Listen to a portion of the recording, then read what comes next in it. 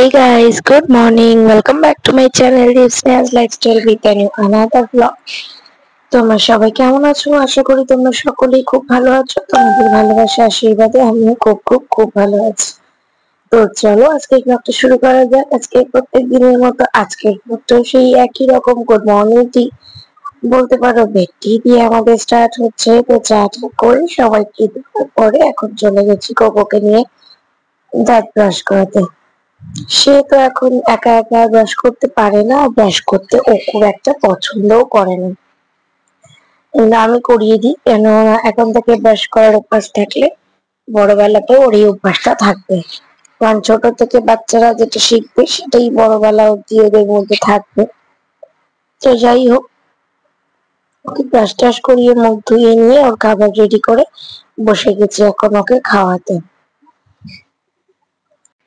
ওকে খাইয়ে নিয়ে এখন চলে যাব কাজ করতে। আর এদিকে দেখো মা করছে সমস্ত দুপুরের রান্না জন্য শাকসবজি যা কাটার কাজ ছিল, রান্নাকে একটু ময়দা মেখে দিচ্ছিলাম।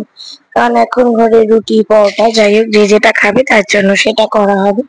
আর এই যে দেখো আমি বসে গেছি আজকে, এটা ছিল চিজ ব্রেড, সাথে একটা ডিমের পোচ আর আম।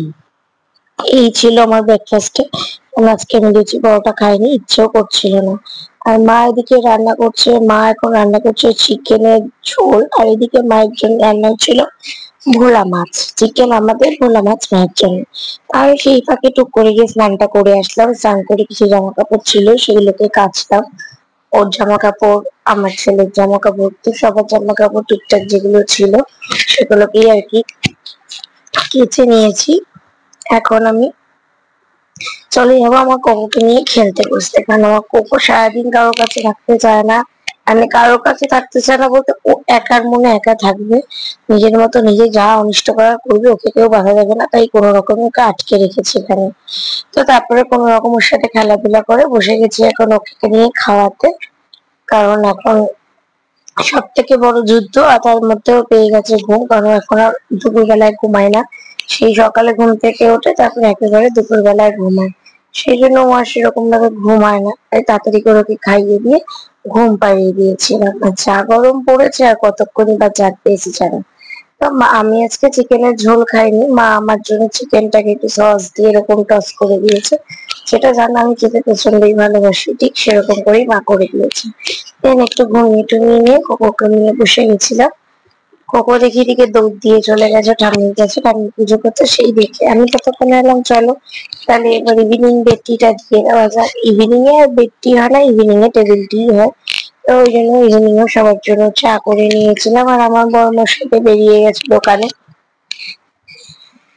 সেদিকে চাটা করতে করতে শুনতে পাচ্ছি যে আমার কোকো এত চিৎকার চেঁচামেচি করছে। তো যাই হোক, এখন বসে গেছি কোকোকে নিয়ে খাওয়াতে। কোকো এখনো খেতে বসছে, ওকে কোনো রকমে কোনো কিছু ভুলিয়ে টুলিয়ে দিয়ে খাওয়াতে বসতে হবে। কারণ ও এতটাই দুষ্টু যে একভাবে ওকে রাখা যায় না। তারপরে দেখো কোনো রকম খাওয়ানো কমপ্লিট করি সবাই মিলে একটু গল্প করছিলাম। দেন মা এখন আবার বসিয়ে দিয়েছে রাতের রান্না। রাতে মায়ের জন্য একটু চিকেনটা আমাদের আছে। আর এই যে দেখো এখন আমি বসে গেছি, মা চিকেনটাকেও আজকে একটু অন্যরকম ভাবে করেছিল। দু রকমের চিকেন ছিল। সেই দিয়ে আজকে ডিনার কমপ্লিট করে চলে গেছি কোকোকে নিয়ে খাওয়াতে বসতে।